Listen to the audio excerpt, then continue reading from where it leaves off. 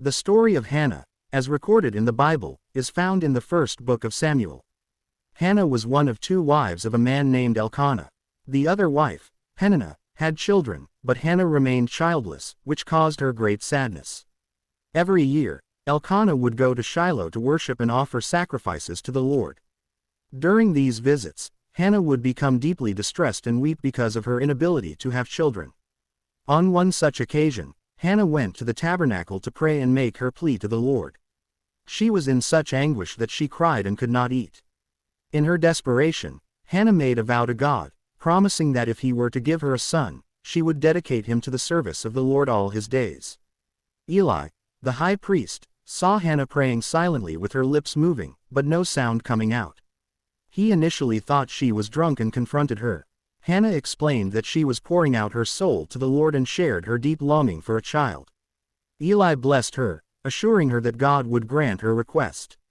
In due time, Hannah conceived and gave birth to a son whom she named Samuel, which means, heard by God. Hannah rejoiced in the miracle granted to her by God. After Samuel was weaned, Hannah fulfilled her vow by bringing him to the tabernacle to serve in the presence of the Lord. She entrusted him to Eli, reminding him of her prayer and dedication.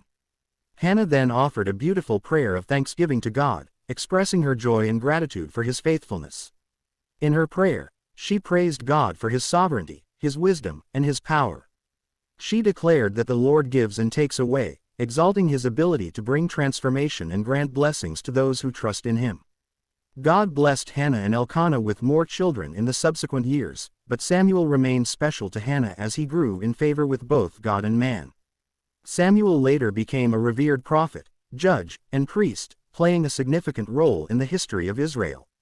The story of Hannah illustrates her steadfast faith and fervent prayers.